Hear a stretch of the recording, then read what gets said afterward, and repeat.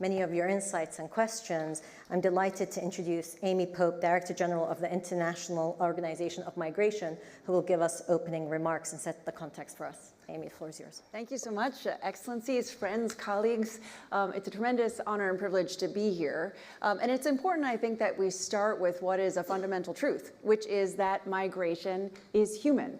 Humans have been migrating since the dawn of civilization.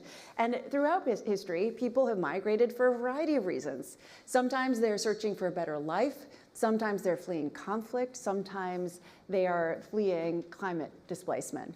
And what we know is that across the world, and sometimes you'd forget this if you watch the news, most migration is safe, it's regular, it's orderly, it's migration for work.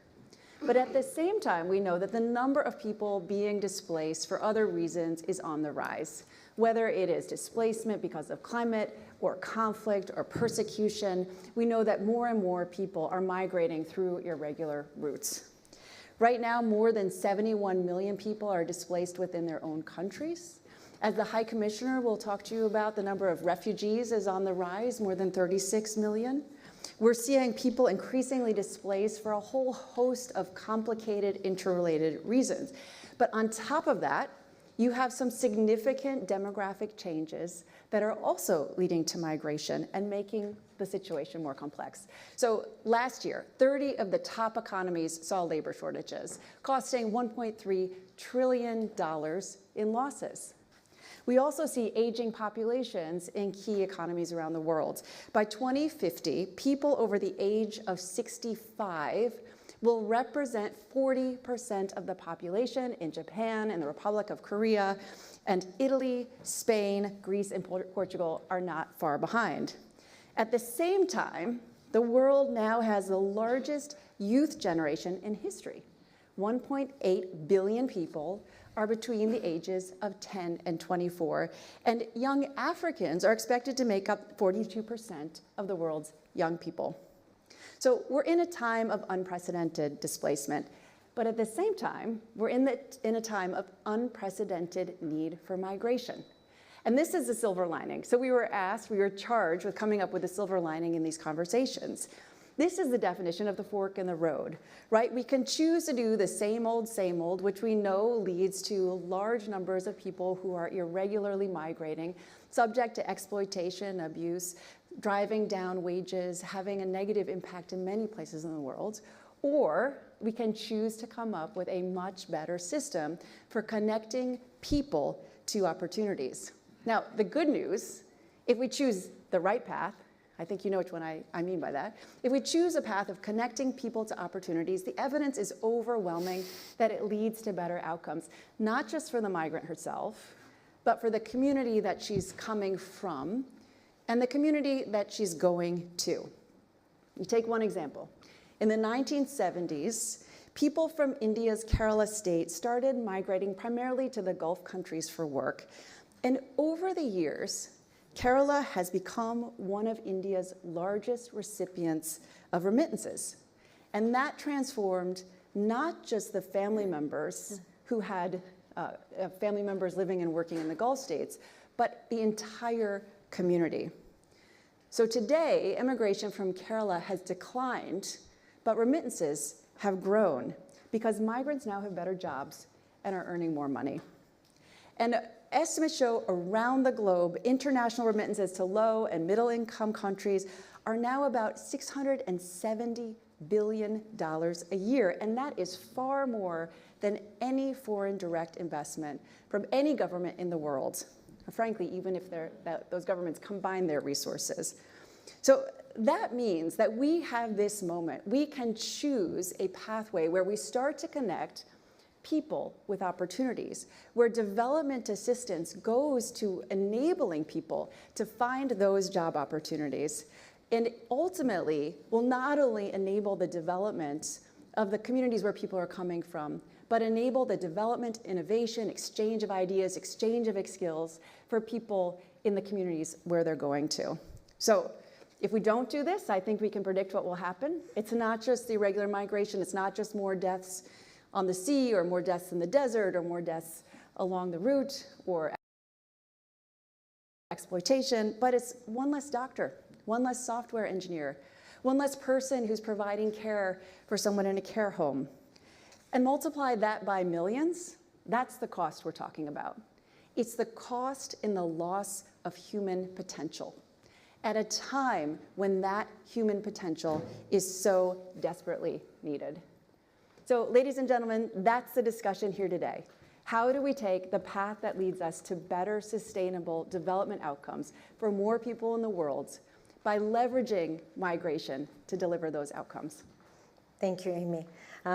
Very compelling, and I love that you started with migration is human. Because I think often when we get deep into these conversations, we move away from that point of migration is human. So welcome to this session. I am Mina Al-Oraibi. I'm the editor-in-chief of The National. I was a young child when I became a refugee, and I am now a migrant by choice working in the UAE, an Iraqi refugee, British citizen, and working by choice in the UAE. And it shows you the difference and the disparity between if you're a migrant going for a great opportunity if you're skilled, and if you're a refugee without documents, and difficulties we see around the world. Putting this in context, not only the issue of identity and politicization, but also, of course, the economics of many of this. So we have a wonderful panel here and only limited time. I'm going to start by introducing our panel. Of course, you've heard from Amy Pope, Director General of International Organization for Migration. We've got Filippo Grandi, of course, of UNHCR, the High Commissioner for Refugees. We have His Excellency President Bernardo Arevalo, who is President of the Republic of Guatemala. And of course, we have with us European Commissioner for Home Affairs from the European Commission, Ylva Johansson. Thank you for being here. So I want to turn to you, Filippo, please, to start with you. Give us a status update on the issue of refugees and where we are today. Actually, my job is now much easier after Amy's introduction, giving the big picture, and after your important distinction. You know, you are, I know very well, we've known each other for many years, you were a refugee, and now you are a migrant by choice. You summarize both stories so well, and I think this is also explains better definitions which sometimes are a little bit nebulous or difficult to understand. Of course, my organization deals with a very specific aspect of this extremely complex human mobility phenomenon, probably the biggest human mobility phenomenon history has ever seen, because my organization deals with those that are not choosing to flee, or rather, they are obliged to make certain choices because of war, persecution, violence, etc. And they do so in a world in which the compulsion, if that's the right word, to move is becoming more and more complicated. Often the causes are all intermingled. We have climate becoming more and more of a factor, climate change, I should say, becoming more and more of a factor. Of course, you have economic factors, etc. So we witness in many places routes to Europe. I'm sure Ylva will talk about that. Across the Americas, the President will also speak about that.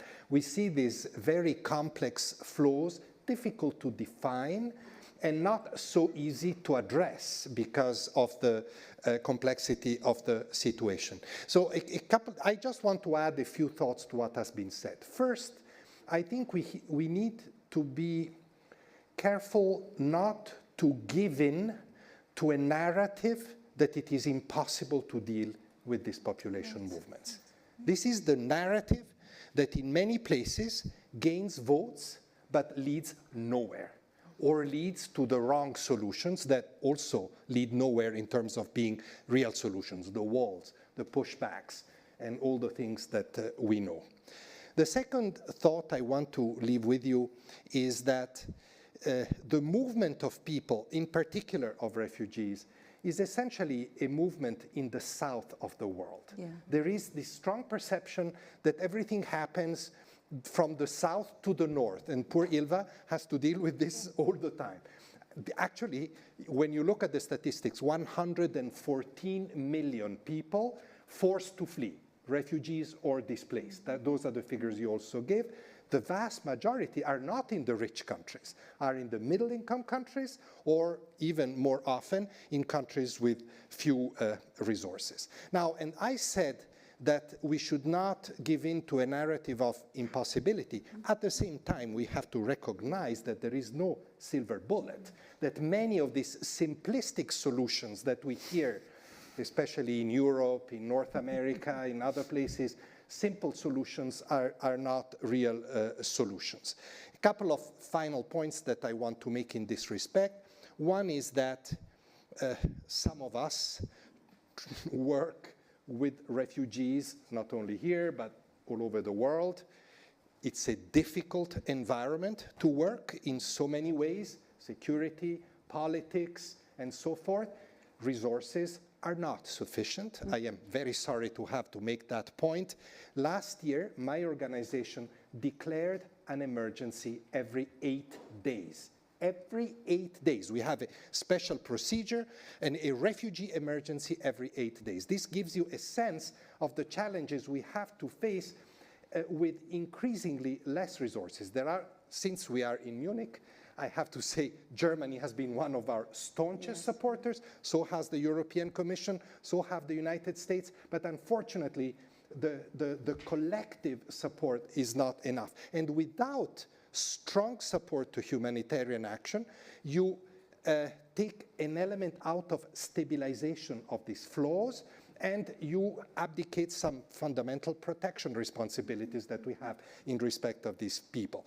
We are working more and more with development organizations, all of us in the humanitarian field, to make more sustainable the type of work that we do in countries hosting large numbers of refugees. And final point, of course, Amy and I have been working on this actually from our respective perspectives very much. We now keep saying, don't focus only on the last border, which is usually a rich border, if I may use that word, because it's often too late to find a solution. I don't need to tell you, too late to find a solution. We use this expression, let's have a root-based approach. Let's go back, all the way to the root causes and try to have segmented, precise interventions, developmental, legal pathways. There are many, many ways that we have tried to package for countries to support on this root-based approach. By the way, I am really happy, Mina, and I'm really happy in general that the Munich Security Conference gives a little bit of space to these themes, because it may not seem so obvious, but they have profound ramifications in terms of security as well. So it's good that among many other security issues, these refugee migration themes are also highlighted. And of huge significance also in terms of trying to figure out how countries work together at a time when we see multilateralism under such strain. Mr. President, I want to turn to you because, of course, your country is often a country that is seeing people leaving, often searching for better economic opportunity. Some statistics say 59% below poverty line. So I want to ask you from your perspective, when you think about Guatemala, but also when you think about what can solutions be for looking at root countries, what can they be, and how can also countries support, or the international system support countries like yours? Well, indeed, it's actually about 20% of the Guatemalans alive today live outside Guatemala, live in the United States. So and there are, at the same time, an incredibly important economic presence in the country because, as Amy mentioned, the remittances are actually really pumping up the economy. Not necessarily the way they should do in terms of development, but that's one of the things we need to begin to address. What we are very clear is that in order to address these issues, we have to do it in a collaborative way. We have to adopt a regional perspective. We have to engage in collaboration with every country along this path of migration, which in our case is not only those that are escaping poverty in the case of Guatemala, and those that are escaping are, as you mentioned, this is the youth of the people. This is the demographic bonus that we need to make our economy flourish in the future, and they are going to work in the United States or in Mexico, mostly in the United States and in Canada. We need to create conditions so that they come back. But we are also a country of traffic. We have we are a country. We see other Central Americans, Hondurans and Salvadorians, Nicaraguans and Venezuelans and Ecuadorians passing through Guatemala, so that we have to deal both with the reality of being a country that emits, how do you say that, migrants, but also one that has to recognize that actually it's a passage country. And what we are doing is we know that we have to, we are very concerned about, for example, the conditions in which our migrants to the United States have to go through territories in Mexico. There has been awful stories of insecurity along the way. So we are very aware that, and we are asking government of Mexico and the government of the United States to collaborate with us in addressing this passage. But we are perfectly aware that we also the same type of respect for the dignity and the human rights of our citizens as they go through this process of migration. We need to provide and grant to those who come from other nationalities that go through our country. So we are, in this respect, we are happy that we are engaged in a very good pattern of collaboration with both OIM and UNHCR, and we have 7 refugee attention center and migrants attention center throughout all the country, because they are not just coming through the capital city, but all over, in order to be able to address these flows. And this is already something that is very important. But we are very conscious that in order to address this phenomenon of migration, I refuse to call it a problem, because I agree with your vision. We need to be able to both understand that we need to move in 2 directions. We need to first understand that we need to mitigate and manage the flows that we have at this present time, and then collaborate with all the parties, all the countries that are in this. And we are now having conversations, well, at the regional level, but also with the United States in Mexico. We're going to have soon, in the month of April, a ministerial level conference in Guatemala City on the issue of migration in the context of the Los Angeles Declaration.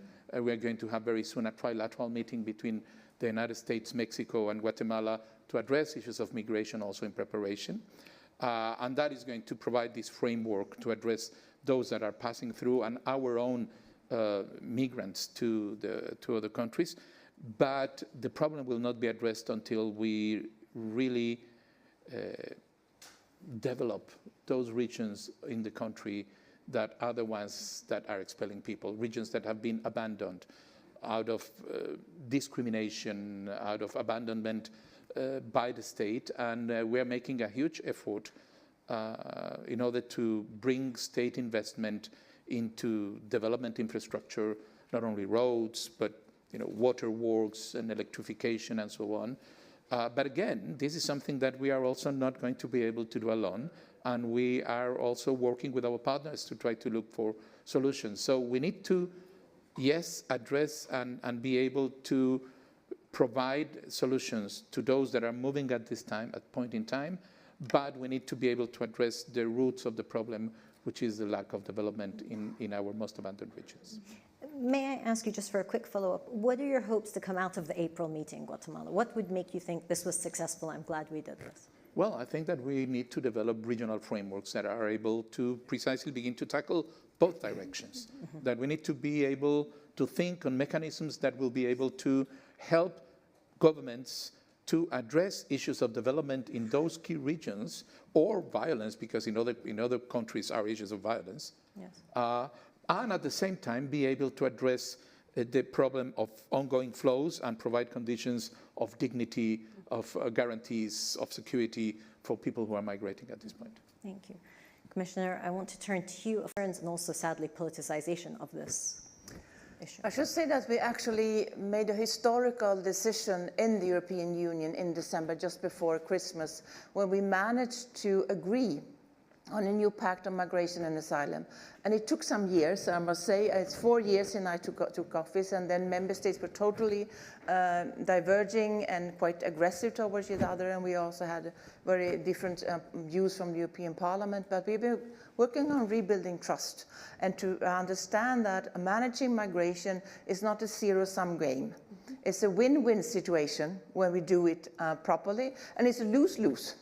Or lose if we don't. So I think this was a very important part that we managed to get this agreement, and now we have the legal framework for managing migration in an orderly way, respecting the right to apply for asylum, protecting the asylum seekers, but also with the mandatory solidarity, but also with the bigger difference between those that are eligible to stay and those that have to return to the country of origin. So I think this is a good way, and that makes it easier for us as the European Union to cooperate with other parts of the world. Because, of course, when I have been reaching out to third countries, they have said, well, you better put your own house in order first. But now we will have our own house in order, so that is important. So having said that, so I fully agree that managing migration is absolutely doable. No? And that's what Filippo said.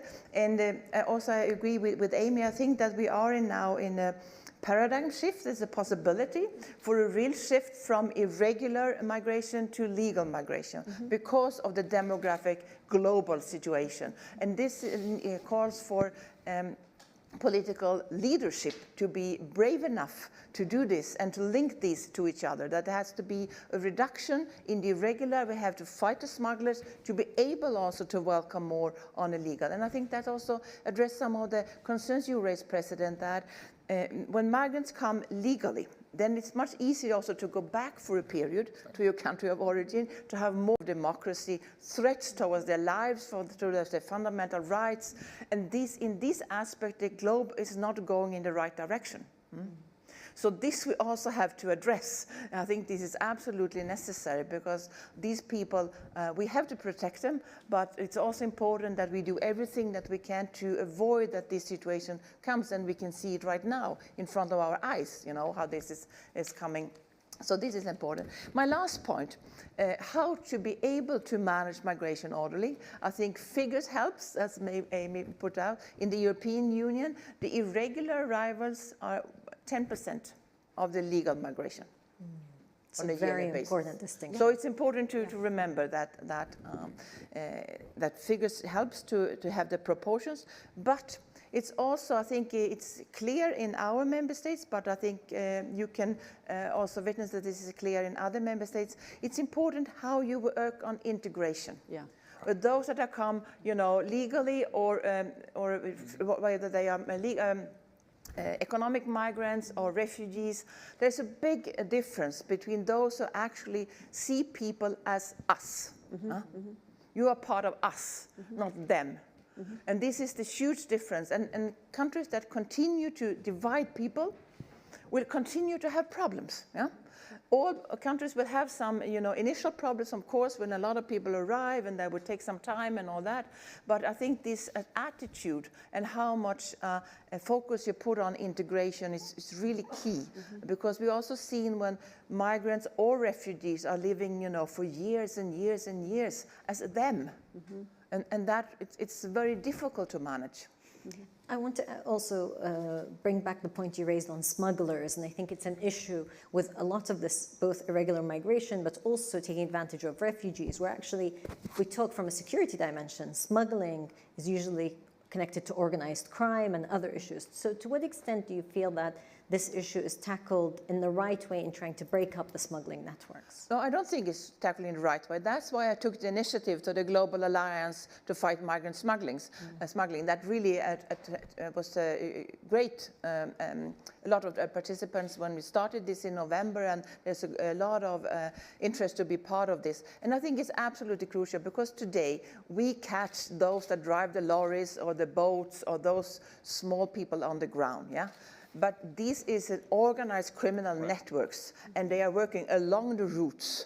And so we have to go to the higher level to really target the higher level of these organized criminal networks. And that is more or less impossible for one country alone to do. So that's why we need this global alliance to be able to actually catch those that are actually earning a lot of money while people are dying in the Mediterranean or the Atlantic or the desert.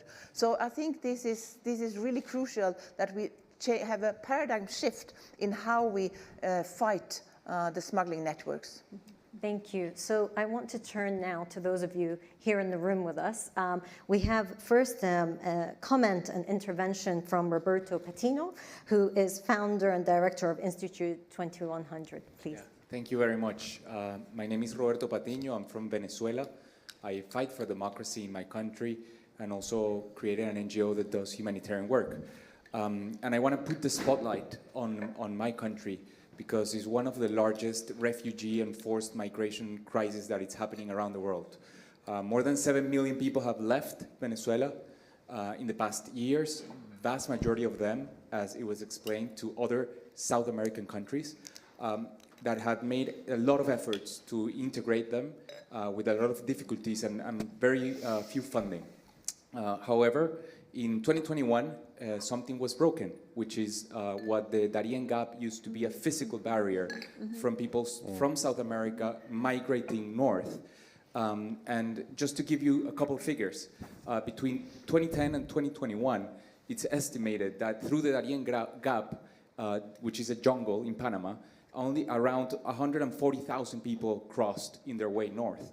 Only in 2021, it was 140,000. In 2022, double. 240,000.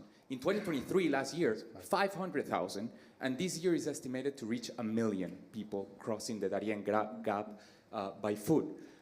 Vast majority of them are Venezuelans. And this connects back to Mr. Commissioner Grandi's comment on how this is also related to security. And I think the migration of Venezuelans and people from South America, Central America to the US in such vast numbers and in such a little time is generating a lot of dysfunction in the political system in the US. And we saw recently how aid for Ukraine, for example, was held hostage in the Congress of the United States using the southern border as an excuse. So just to finish my comment, I want to tell you that this year in Venezuela is a critical year. We have a presidential election. We fear that Maduro doesn't want to allow free and fair elections. The candidate that we selected in the opposition is barred from running. But there is a lot at stake. A lot of people within country want change. And polls show that at least 30 to 40% of the people within the country are waiting to see if this year there is political and economic change, or if not, plan to migrate. Yeah. So this problem could actually double. We're talking a population of 7 million people more that are considering migrating in the short term. So I feel also very humbled and proud to share a space with the president of Guatemala, which achieved a magnificent democratic transition in his country with his team, that it's such a great example for us in Venezuela. And I just hope that this venue and this event serves to put attention on what's going on in Venezuela and help us reach democratic transition and free political prisoners such as Rocío San Miguel, who was in prison a couple days ago. Thank you. Thank you. Thank you for your intervention. And absolutely, elections this year across the globe will have impacts on some of these issues. Our second comment is from Niels Annen, who's Parliamentary State Secretary, Federal Ministry for Economic Cooperation and Development in Germany. Thank you very much.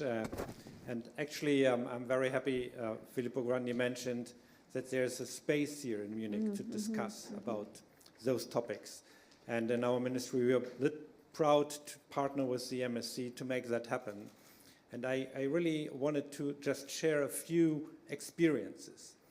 As Germany is a staunch supporter of UNHCR, of IOM, the international humanitarian system. You all know that we are under budgetary pressure, but we will maintain that support on a high level of financing as well. But Germany is also a country that has welcomed more than 800,000 Syrians. Yeah. Currently, we have more than 1 million Ukrainians in our country. And if you look how that German expression Willkommenskultur, the culture of welcome, and 2015 when most of the Syrians came, but also after the war of aggression against Ukraine started, how that mood can change. It tells you a little bit about the challenge that we have. And I think it's very important to underline and to explain that there is no easy fix for the situation. A war will not do it, a restrictive policy will not do it, so we need to support those countries who are taking the burden. And sometimes my fellow citizens believe that we are the ones who are bearing the biggest burden. And I think we do a lot, but it's nothing in comparison to many of the countries that we are partnering with the German Development Corporation. Another aspect, and again, I think also that the Global Refugee Forum was a very important step towards making that issue clear. Refugees actually can contribute to solve problems here in Germany. And it's our responsibility as politicians to make sure that we set the legal ground. And I think that's also what on the EU level has been achieved. Now the hard work begins, the implementation. But I just wanted to say that we try also to look at those people who are coming back, either because they've been deported or for family reasons or for whatever reason. It's a circular dynamic. And what we in the Development Corporation is trying to do is not only offer support and advice to those who know, because of real changes in the German political decision-making, have an opportunity for legal migration to Germany, but that we also help those who are coming back with a lot of experience and new skills and can make a contribution for the development of their own country. That is a little bit the philosophy, but I have to be honest here with you, it is under immense pressure because of the domestic political situation, and we are not alone, and I hope that Munich and this high-level panel will make a little contribution to get that message out. So thank you very much. Thank you. Thank you very much. So I am going to take questions, so please indicate to me if you have a question. And I apologize to those to whom my back is. I promise to turn around if there is a question. But first, we have a question here. Please introduce yourself. Hi, my name's Maggie Doherty, and I'm a Munich Young Leader, and I work for the U.S. Senate Foreign Relations Committee. And my question is in regards to host communities for refugees. In particular, recent responses such as Sudan, the Chad border, also what we're seeing going on in Bangladesh with the Rohingya. How do we support those host communities, which also don't have a lot of means, but have large refugee populations? I think that one's for you. How do you support host countries? That's a good question, because sometimes we use a bit of shorthand and say refugees need help, but in reality, more and more, we realize that in situations in which refugees arrive, especially in countries with few resources, the brunt is essentially on the host communities. I remember very well, for example, you mentioned this case in 2017 when 1 million Rohingya, this Muslim minority in Burma, in Myanmar, crossed the border of Bangladesh and arrived in Bangladesh in one of the poorest areas of Bangladesh. I visited after a few days, and essentially the bulk of the support was provided by the people in the villages that shared the little they had. I think this is a very important symbol of what I said earlier, that the biggest burden of these population movements is not on the rich part of the world, but on the poor. I'm not suggesting that it's simple in the rich part of the world, but I think we need to come to that realization when we plan how to intervene and respond to these situations. Question here, and then we'll turn here. If we can get the mic there, please. Hello, I'm Karma Ekmekji. I'm from Lebanon. I am an associate fellow at the Issam Faris Institute for Public Policy and International Affairs and a Munich Young Leader 2020. As I said, I come from Lebanon, and before the Syria war, we had over 600,000 seasonal Syrian workers in Lebanon, and nobody sort of reacted to that. Post-war, we've had over 1 million refugees now, and there is a different reaction to their presence. My question to you, Filippo, and to the Commissioner is about the weaponization of this issue in our societies, and how your organizations, if you are working on sort of integrating mechanisms or finding ways of integrating sort of mechanisms to deal with this weaponization, because it goes into the root cause of why all of this is happening. So we can speak for hours about the circular ecosystem of refugees and migrants, but if we don't address the issue of weaponization, which I face every day in my country and try to struggle to deal with, I'm afraid that this is just going to remain theory and far from practice. So my question is, how are we dealing with this weaponization? Commissioner, do you want to try to tackle the question of weaponization? Thank you for the question, and I really think this has come back to what I said in the beginning, between us and them. Because how you work on integration is a huge difference. I mean, in the beginning, it's always a challenge for the whole host country, but whether you are able to integrate those that, I mean, as you said, you used to have a labor migration from Syria, and this is really the attitude. And of course, I cannot say how we could change this attitude, but it's absolutely essential, because the lessons learned everywhere in the world is that when you have this attitude, okay, this is the case, so let's be part of society, let's be part of us, then it's much easier to deal with. And I think part of that is, of course, what we know from the EU, for example. We can see that when we activated the Temporary Protection Directive for the Ukrainians, which is the first time ever that we did use this legislation, that meant that all Ukrainians in the EU had the same rights and all could access the labor market. But when we go for whether an asylum seeker has the right to access the labor market or not, differs from member state to member state. Yeah? But here, and I think this is part of the success, why it has been, I mean, not easy, but at least not overwhelmingly difficult with the Ukrainians, taking into account that we have 4.3 million. It's part that they have the access to be part of society, but also that we used to have a lot of Ukrainian as labor migrants into the European Union. So access to education, to healthcare, but also to the labor market, to be part of society, and active strategies for governments to actually do that. And to be able to succeed is also, of course, the civil society, because you never integrate into a state. You always integrate into a community. So there we can see churches, NGOs, civil society is really playing a crucial role. And governments have to recognize that. Would you like to also address the issue of integration, also how we can stop weaponization, especially when we talk about migrants, where it's a different situation from perhaps refugees? So I think one of the interesting and important dynamics that we need to take into account is that a lot of the anti-migrant, anti-refugee sentiment came when we started to see large numbers of people flood asylum systems.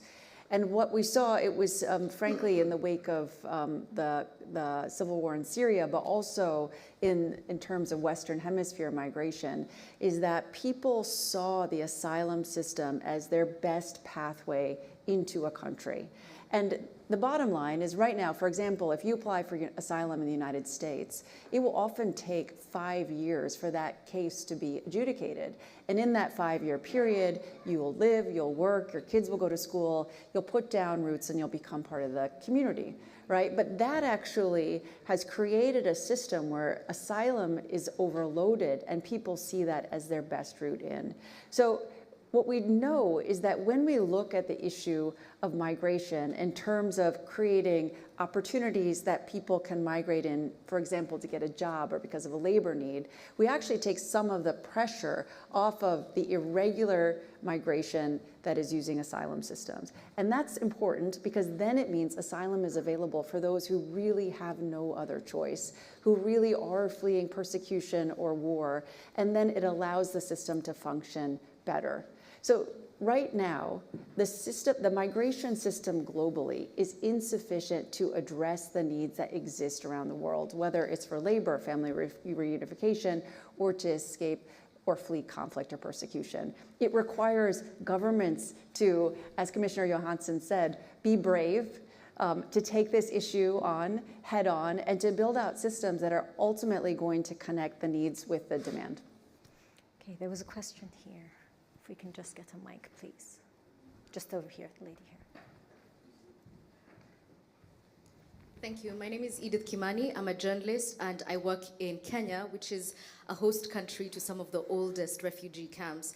And I was in one of them recently in the north of the country, and I was very surprised to learn that some of the initial inhabitants of that camp were still there 30 years later. And so the question here is, what do we do to accelerate the process of regularizing refugees? This I can reply. Yes. Yes. Straightforward, because it's a good question, and not that Karma's question was not good, but it's complex. But this question is important. Why? Because you're absolutely right. You know, Kenya, I don't need to tell you, but for everybody's information, is host to a very large refugee population, mostly Somali refugees coming from a very long, protracted conflict that is of difficult solution, and from South Sudan, same. I mean, improvements, but still difficulties and not so many people going back. So Kenya has been a patient host of many countries. The problem is that it's a very complex explanation, but the problem is that the model of assistance that was applied in Kenya at the beginning of the arrival of these people, a very humanitarian model, is not sustainable in the long term. What happens is, if you go to camps like Dadaab, that's the camp you're probably talking about, or Kakuma, you know, parts of Kakuma at least, you see people that have been languishing there for generations, because the purely humanitarian model keeps them alive, but does not offer them opportunities and does not favor inclusion and integration, if that's what a state allows to do. I have to say that this was the subject of complex discussion for years and years with the government of Kenya. But President Ruto, when he took office just a couple of years ago, made a very important decision. He said, I remember I went to see him, he said, I made a decision that people that are as refugees in my country will become part of our communities. And that refugee camps, that's what exists in Kenya, will have to be transformed into settlement, like villages. But he said, but to do that, I want you to help me mobilize international assistance, and that assistance has to be for the refugees, but also for the communities that eventually will include them in their mix. And I think that, you know, it's complex, I don't want to go into details. It's a great example. Yeah. I've told the president that this plan that is called now Shirika Plan, which in Swahili means working together, cooperation plan, it can be a true example of a new way to address long-term refugee flows in Africa in a sustainable manner. We already know that other African countries are looking at Kenya. They also have the same problem as a model. So I really want to use one more opportunity to encourage all states to support this model that can really move the needle in the right direction in this very protracted refugee situation. When they languish for a long, long time, very often then people move on, taking advantage of smugglers, of traffickers, and end up in these complicated movements towards other countries and eventually even to Europe. So I think that the stabilization done through this inclusion model is a very good one, a very important one, which I hope will be supported. So unfortunately, we're about to close the panel. But before we close, I have a question for each of you.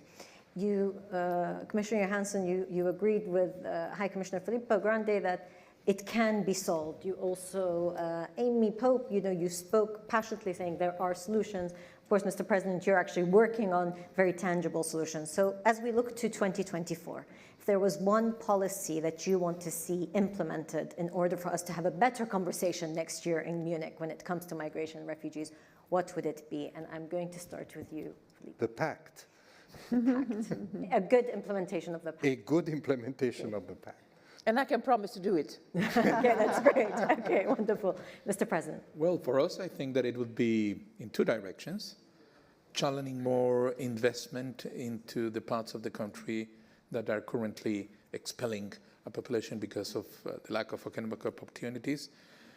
And the other one will be to actually expanding the legal working visas programs that we have with the United States and with Canada, but doing it in a really meaningful way, in a way that we can actually show people that they can have this type of circular and safe type of migration, which can resolve to the current lack of employment, but that actually protects people from the type of dangers that irregular migration implies.